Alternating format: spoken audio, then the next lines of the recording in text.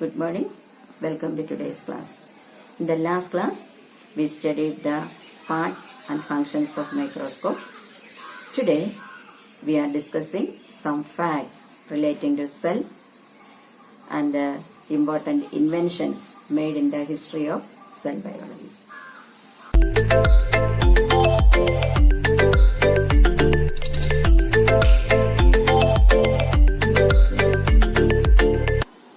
Discovering the cell. It was Robert Hooke in 1665 discovered cells. Robert Hooke was the first scientist who observed cells, and he observed the cells with the help of a microscope. A simple microscope is used for observing cells. He observed a section of a cork meaning a piece of wood, cork, through a microscope.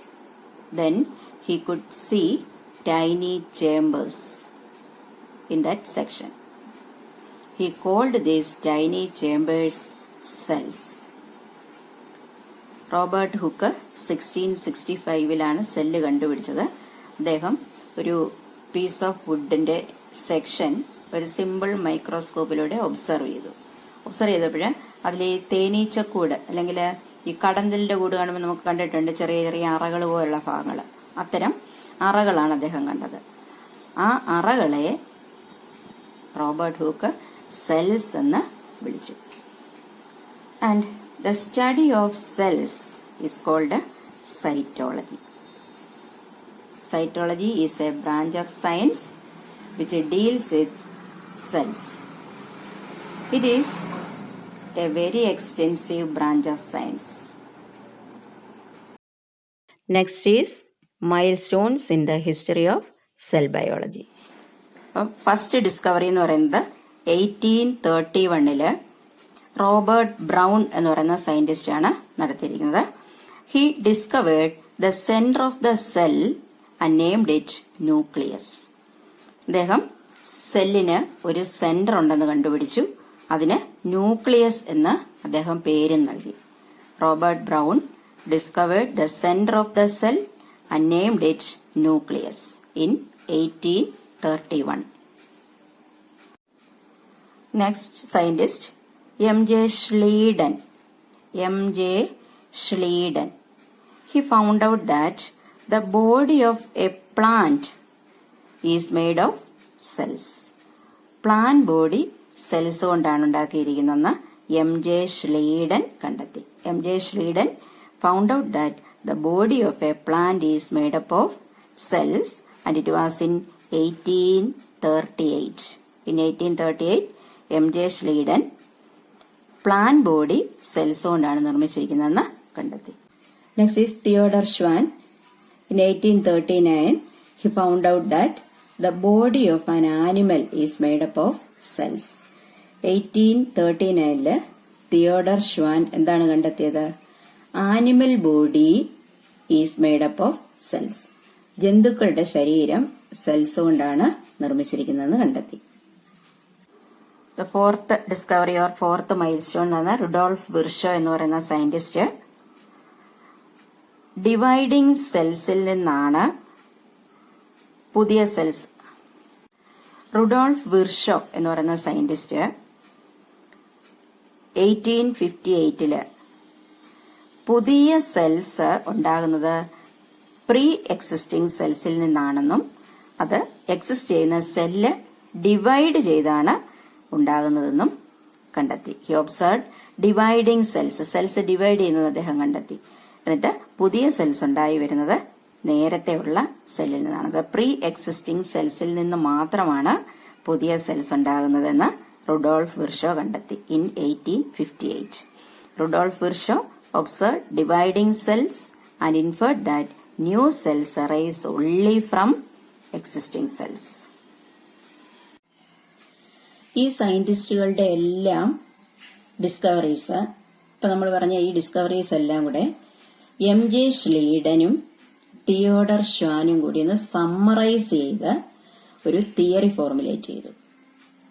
അപ്പം ഈ കണ്ടുപിടുത്തങ്ങളെല്ലാം കൂടെ ഒന്ന് sum up ചെയ്ത് കൂട്ടിച്ചേർത്ത് MJ Schleiden Theodore ഷ്വാനും കൂടെ ചേർന്ന് formulate ചെയ്ത ഒരു തിയറി ഉണ്ട്. The theory is called cell theory. The theory is called cell theory. The cell theory was formulated by MJ Schleiden and Theodor Schwann, summarizing the findings of the various scientists. And it put forward two main points. രണ്ട് main കോൺസെപ്റ്റുകളാണ് ഈ cell തിയറിയിൽ പറഞ്ഞിരിക്കുന്നത്. First one is the body of all organisms is made up of cells. എല്ലാ ജീവികളുടെയും ശരീരം നിർമ്മിച്ചിരിക്കുന്നത് cells കൊണ്ടാണ്. അതായത് പ്ലാന്റ് ബോഡിയും ആനിമൽ ബോഡിയും. The body of all organisms is made up of cells. Second point is cells are the structural and functional units of organisms. കോശങ്ങളാണ് ഓരോ ജീവികളുടെയും അടിസ്ഥാന ഘടകങ്ങൾ. ഈ രണ്ട് കോൺസെപ്റ്റുകളാണ് സെൽ തിയറിയിൽ പറയുന്നത്. It was put forward by MJ Schleiden and Theodor Schwann. ഇനിയും എന്താണ് സെൽസിന്റെ ഫങ്ഷൻസ് എന്ന് നമുക്ക് നോക്കാം. സെല്ലിന് എന്തൊക്കെ ഫങ്ഷൻസ് ആണ് പെർഫോം ചെയ്യാനുള്ളത്? First one is release energy from nutrients. നമ്മൾ കഴിക്കുന്ന ആഹാരത്തിൽ നിന്ന് എനർജി റിലീസ് ചെയ്യുക എന്നുള്ളതാണ് ഒരു function. Second one resist foreign particles. It resist the entrance of foreign particles into the cell. സെല്ലിനകത്തൊക്കെ കടന്നു വരുന്ന ഫോറിൻ പാർട്ടിക്കിൾസിനെ റെസിസ്റ്റ് ചെയ്യുക. Third one is synthesise biomolecules. അതായത് നമ്മുടെ ബോഡിക്ക് ആവശ്യമായ പ്രോട്ടീൻ അങ്ങനെയൊക്കെയുള്ള ബയോമോളിക്യൂൾസ് സിന്തസൈസ് ചെയ്യുക, ഉൽപ്പാദിപ്പിക്കുക, പ്രൊഡ്യൂസ് ചെയ്യുക എന്നുള്ളതാണ് സെല്ലിന്റെ മറ്റൊരു ഫംഗ്ഷൻ. അപ്പം release energy from nutrients, resist foreign particles and synthesize biomolecules. These are the functions of cells. Here we can see a plant cell in the diagram. In a plant cell, there is an outer covering. This outer covering of the plant cell is called a cell wall. This is a cell wall. This cell wall is made up of cellulose. Inside the cell wall, there is a membrane. A membrane is seen inside the cell wall. That membrane is called a cell membrane or plasma membrane. Cell membrane or plasma membrane. Cell wall ആണ് ഏറ്റവും പുറത്തുള്ള ആവരണം plant സെല്ലില്. അതിനകത്തായിട്ട് cell മെംബ്രെയിനിൽ plasma membrane എന്ന് പറയുന്നൊരു membranous structure ഉണ്ട്. All the substances inside the plasma membrane, ഈ സെൽ മെംബ്രെയിനിലെ പ്ലാസ്മ മെംബ്രെയിനകത്തുള്ള എല്ലാ വസ്തുക്കളും കൂടെ ചേർന്ന് പ്രോട്ടോപ്ലാസം എന്നാണ് അറിയപ്പെടുന്നത്. Protoplasm. All the substances inside the cell membrane. This is called protoplasm. Cytoplasm is a part of protoplasm excluding the nucleus. Here you can see a part called nucleus. ഈ nucleus ഒഴിച്ചു കഴിഞ്ഞിട്ട് ബാക്കിയുള്ള പാർട്ടിനെ എല്ലാം കൂടെ cytoplasm എന്നറിയപ്പെടും. ഇപ്പൊ പ്രോട്ടോപ്ലാസത്തിനെ രണ്ടാക്കി divide ചെയ്യാം, cytoplasm and nucleus. All the factors required for the life activities are present in the cytoplasm. Life ആക്ടിവിറ്റീസിന് ആവശ്യമായ ഫാക്ടേഴ്സ് എല്ലാം ഈ സൈറ്റോപ്ലാസത്തിലുണ്ട്. ഇനിയും ന്യൂക്ലിയസ് കൂടാതെ ബാക്കി എന്തൊക്കെ പാർട്സ് ആണ് നമുക്ക് ഈ സൈറ്റോപ്ലാസത്തിൽ കാണുന്നത്? We can see a number of parts in the cytoplasm and they perform physiological functions. These parts seen inside the cytoplasm are called cell organelles. ഇതിനകത്ത് കാണുന്ന ഈ സ്ട്രക്ചേഴ്സിനെ എല്ലാം കൂടെ ചേർത്ത് പറയുന്ന പേരാണ് സെൽ ഓർഗനൽസ് എന്ന്.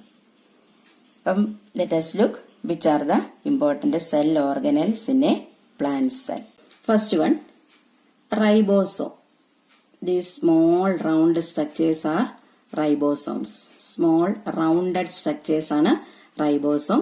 ഇത് സൈറ്റോപ്ലാസത്തിൽ ഫ്രീ ആയിട്ട് കാണും. ഇല്ലെങ്കിൽ ഈ എൻഡോപ്ലാസ്മിക് റെറ്റിക്കുലം എന്ന് പറയുന്ന ഒരു ഓർഗനിലുണ്ട്, അതുമായിട്ട് അറ്റാച്ച് ചെയ്ത് കാണും. Ribosomes are small rounded structures. Then these are the endoplasmic reticulum. ഒരു നെറ്റ്വർക്കാണത്. ഒരു ജാലികയാണ്. അതുകൊണ്ട് അതിനെ അന്തർദ്രവ്യ ജാലിക എന്നാണ് പറയുന്നത്. Endoplasmic reticulum. These network like structures. Then you can see a large space here. This is the vacuole. Then this is a Golgi complex. പിന്നെ cellular സെക്രീഷനുമായിട്ടാണ് ബന്ധം. Golgi complex. They are also membranous structures. Next one is mitochondrion. This is the mitochondrion. Singular ആണ് mitochondrion. Plural പറയുമ്പോൾ നമ്മൾ mitochondria എന്ന് പറയും. Then here you can see some parts that are green in color. These structures are called chloroplast. Important cell organelles are ribosome, endoplasmic reticulum, chloroplast, mitochondrion, vacuole and Golgi complex. These are the important parts of or the important cell organelles of a plant cell. Now let us discuss its functions. This is a mitochondrion. It is a rod shaped. The shape is a rod shape and it has an outer covering made of two membranes. രണ്ട് membranes കൊണ്ട് ഉണ്ടാക്കിയ ഒരു outer covering ആണുള്ളത്. അതിലെ inner membrane has a number of infoldings ഉണ്ട്. അകത്തോട്ട് ഇങ്ങനെ മടങ്ങിയായിരിക്കുന്നത്. Number of infoldings are there in the inner membrane. This is a mitochondrion. This mitochondrion helps in the production and storage of energy. Energy produce ചെയ്യുന്നതും store ചെയ്യുന്നതും ഈ മൈറ്റോകോൺട്രിയയിലാണ്. അതുകൊണ്ട് മൈറ്റോകോൺട്രിയയെ powerhouse of a cell എന്നറിയപ്പെടുന്നു. Mitochondria help in the production and storage of energy.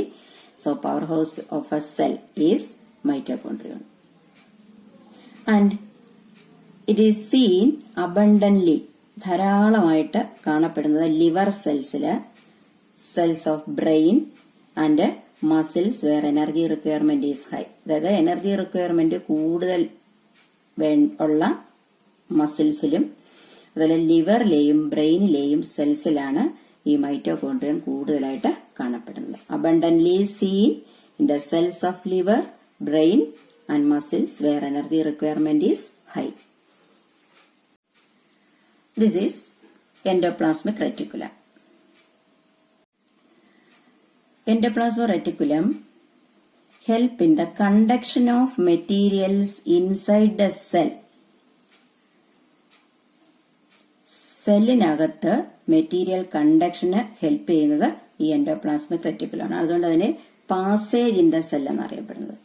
The passage in the cell is endoplasmic reticulum. Conduction of materials inside the cell take place through this organelle. ഒരു സെല്ലിനകത്ത് materials transport ചെയ്യാൻ സഹായിക്കുന്നത് endoplasmic റെറ്റിക്കുലമാണ്. അതുകൊണ്ട് ഈ endoplasmic റെറ്റിക്കുലത്തിനെ passage in the cell എന്നറിയപ്പെടും. അതേപോലെ it is also known as cytoskeleton. സ്കെലറ്റന്റെ ഫംഗ്ഷൻ നമുക്കറിയാം. നമ്മുടെ ബോഡിക്ക് ഷേപ്പും റിജിഡിറ്റിയും ഒക്കെ കൊടുക്കുന്നത് സ്കെലറ്റൻ ആണ്. അതേപോലെ സെല്ലിന് ഫേംനെസ്, അതായത് റിജിഡിറ്റിയും ഷേപ്പും കൊടുക്കുന്നത് ഈ എൻഡോപ്ലാസ്മിക് റെറ്റിക്കുലം ആയതുകൊണ്ട് അതിനെ സൈറ്റോസ്കെലറ്റൻ, സെല്ലിന്റെ സ്കെലറ്റൻ എന്നാണ് അറിയപ്പെടുന്നത്. It is known as cytoskeleton as it provides firmness and shape to the cell. This is ribosome. Ribosomes are small round structures എന്ന് അപ്പുറത്ത് പറഞ്ഞു, പാർട്സ് പറഞ്ഞപ്പോൾ പറഞ്ഞു ribosomes are small round structures എന്ന്. ഇവിടെ നോക്കുമ്പോൾ നമുക്ക് റൗണ്ട് ആയിട്ടല്ല കാണുന്നത്. Because it is formed of 2 sub units. 2 sub units ചേർന്നാണ് ഈ റൈബോസോം ഉണ്ടായിരിക്കുന്നത്. അതൊക്കെ നിങ്ങൾ ഹയർ ക്ലാസ്സിൽ ചെല്ലുമ്പോൾ പഠിക്കും. ഇപ്പം റൈബോസോം എന്ന് പറയുന്നത് സ്മോൾ റൗണ്ടഡ് സ്ട്രക്ചേഴ്സ് ആണ് എന്ന് തൽക്കാലം മനസ്സിലാക്കുക. ബാക്കി സ്ട്രക്ചറൊക്കെ നിങ്ങൾ ഹയർ ക്ലാസ്സിൽ പഠിക്കും. ഇതാണ് ribosome. Ribosome is the centre of protein synthesis. Protein synthesis നടക്കുന്നത് റൈബോസോമിലാണ്. Ribosome is the centre of protein synthesis in the cell and it is seen free in the cytoplasm or attached to the endoplasmic reticulum. ഒന്നുകിൽ ഇത് സൈറ്റോപ്ലാസത്തിൽ free ആയിട്ട് കാണപ്പെടും, ഇല്ലെങ്കിൽ endoplasmic റെറ്റിക്കുലവുമായിട്ട് attach ചെയ്ത് കാണപ്പെടും. Next part is vacuole. This is the vacuole. This part is a vacuole. It is covered by a characteristic membrane called tonoplast. Vacuole-ന്റെ ഒരു outer covering ഉണ്ട്. That outer covering is called a tonoplast. And the function of vacuole is to store water, salts and excretory materials. സെല്ലിനകത്ത് ധാരാളമായി അധികമായി കാണപ്പെടുന്ന വെള്ളം, അതുപോലെ salts, excretory materials ഒക്കെ store ചെയ്യുക എന്നുള്ളതാണ് വാക്യൂളിന്റെ function. The next is Golgi complex. This is Golgi complex. Membranous sacs പോലെ കാണപ്പെടുന്ന പാർട്ടാണ്. And it collect cell secretions like enzymes, hormones, mucus etcetera in small vesicles. ഈ കാണുന്ന റൗണ്ട് സ്ട്രക്ചേഴ്സിനെയാണ് വെസിക്കിൾസ് എന്ന് പറയുന്നത്. അപ്പം it collects secretions like enzymes, hormones, mucus etcetera. And it is seen in plenty in glandular cells. Gland സെൽസിലാണ് ഇത് കൂടുതലായിട്ട് കാണുന്നത്. കാരണം ഗ്ലാൻഡ്സിലാണല്ലോ എൻസൈംസ്, ഹോർമോൺസ് ഒക്കെ സെക്രീറ്റ് ചെയ്യുന്നത്. അതുകൊണ്ട് ഇത് ഗ്ലാൻഡുലാർ സെൽസിലാണ് കൂടുതലായിട്ടും കാണപ്പെടുന്നത്, Golgi complex. But these are the important parts of a plant cell. Next, you have to discuss the parts of an animal cell and then its comparison, etc. ഇന്ന് നമ്മൾ discuss ചെയ്തത് discovery of cell, milestones in the history of cell biology, cell theory, functions of a cell, പിന്നെ structure of a plant cell, some important organelles and their functions. ഇത്രയുമാണ് നമ്മൾ പഠിച്ചത്. അപ്പോൾ video സശ്രദ്ധം കാണുകയും കേൾക്കുകയും ചെയ്യുക, മനസ്സിലാക്കുക. അടുത്ത പാർട്ടുമായിട്ട് നമുക്ക് നെക്സ്റ്റ് വീഡിയോയിൽ കാണാം. Okay, thank you.